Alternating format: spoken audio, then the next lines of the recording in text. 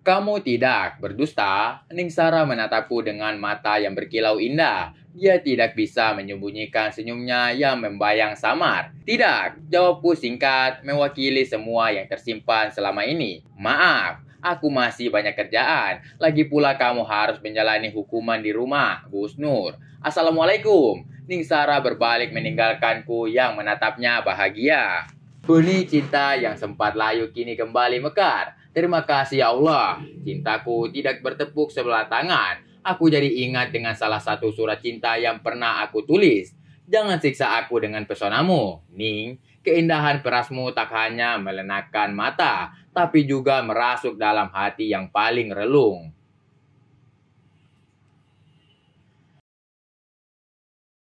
Menuntunnya tetap yakin bahwa cinta ini demi Sang Maha Bijaksana yang tak terlensa netra.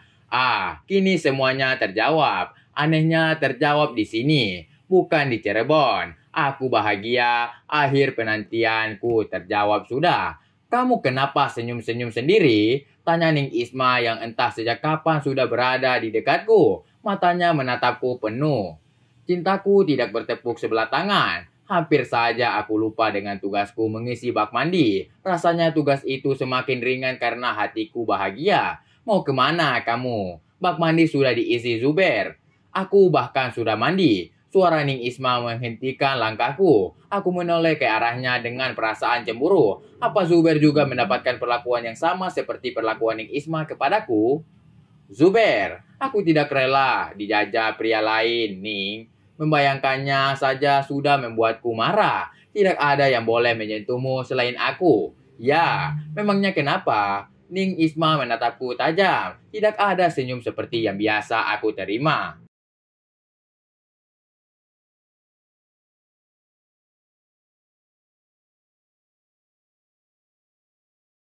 Tidak apa-apa, nih. Jawabku malu dengan perasaanku sendiri. Ning Isma bukanlah milikku, bahkan apa yang sudah kami lakukan terjadi begitu saja tanpa sebuah komitmen. Kamu menundukku, berbuat yang tidak pantas dengan Zuber. Kau menganggapku, sehingga semua pria bisa memilikiku. Jangan kurang ajar kamu. Sudah dikasih hati minta jantung. Ning Isma berbalik meninggalkanku. Saya tidak berkata begitu. Seruku membuat langkah Ning Isma terhenti. Dia berbalik menatapku tajam dan aku terkejut, matanya berkaca-kaca, bahkan ada sebagian yang jatuh membasahi pipinya yang halus. Dari tatapanmu dan dari pertanyaanmu, aku bisa menerkanya. Jawab Ning Isma. Suaranya bergetar menahan apa yang ada di dalam dadanya. Kembali dia berjalan meninggalkanku. Tidak digubrisnya panggilanku. Ya ampun. Masalah lain timbul. Sangat jelas, Ning Isma tersinggung dengan tuduhanku. Tapi, bukankah aku sama sekali tidak menuduhnya? Hanya tersirat dalam pikiranku dan sama sekali tidak terucap. Kenapa Ning Isma bisa menerka apa yang kupikirkan? Sudahlah, mungkin kemarahan Ning Isma akan segera sirna. Aku yakin dia tidak akan mendendam. Aku berjalan pelan menjaga jarak. Sepertinya bukan bak mandi yang jadi pikiranku. Aku lebih tertarik melihat Ning Isma yang berlenggak-lenggok di depanku. Yang bebas aku semalam. Pemandangan indah itu lenyap saat Ning Isma berbelok masuk lewat pintu depan. Kang, sampean lagi sibuk? Tanya Zainab.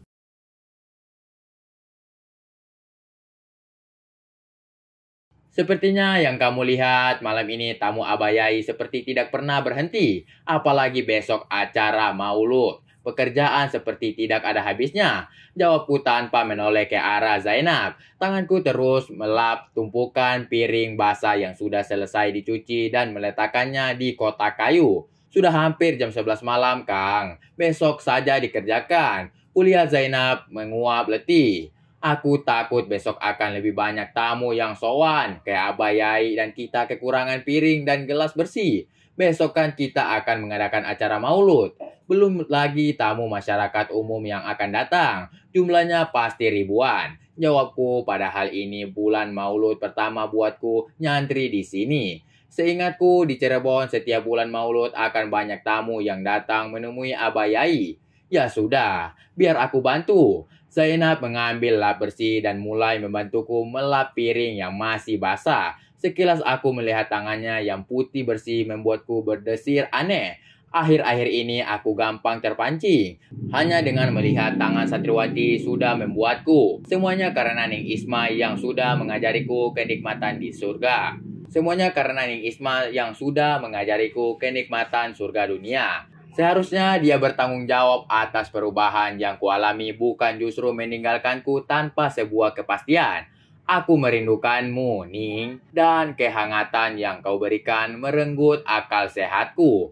Gak usah, Nak. Lebih baik kamu beristirahat. Aku berusaha menjaga Zainab. Wajahnya terlihat lelah. Terlebih berdekatan dengannya berdua di dapur membuat pikiranku tidak menentu.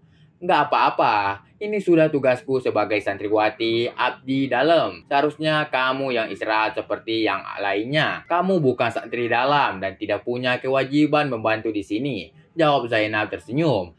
Senyumnya membuat semakin bergejolak. Tinggalkan aku di sini. Jangan biarkan menyiksaku. Gumamku dalam hati. Aku berusaha menyembuhkan diri. Istilah santri dalam itu diperuntukkan untuk mereka yang mengabdikan hidupnya untuk melayani para kiai sebagai pengganti biaya hidup dan belajar selama di pondok. Ada dua golongan santriwati dalam. Mereka yang benar-benar tidak mampu membayar sehingga memilih jadi santriwati dalam agar tetap bisa menuntut ilmu hingga selesai. Ada juga santriwati dalam yang secara finansial mereka mampu dan tetap membayar biaya hidup dan belajar. Mereka memilih jadi abdi dalam untuk galap berkah dari para kiai. Aku ingin jadi abdi dalam, ngalap barokah dari para kiai, sehingga ilmuku akan semakin bermanfaat. Jawabku. Keinginan itu timbul sejak tahu siapa yang sudah mengirim surat padaku. Aku ingin semakin dekat dengan Ningsara dan berharap Abah Yai Nafi akan melihat keberadaanku dan mengangkatnya sebagai menantu. Itu salah satu alasanku menjadi abdi dalam. Satu alasan lainnya adalah Ning Isma yang sudah memperlakukan secara istimewa. Mungkin suatu saat. Oke guys, jangan lupa like and subscribe channel kami biar tidak ketinggalan update video-video berikutnya. Jika ada kekurangan, saya minta maaf. Dan jika ada kelebihan, tidak usah dikembalikan karena saya orang yang ikhlas. Terima kasih.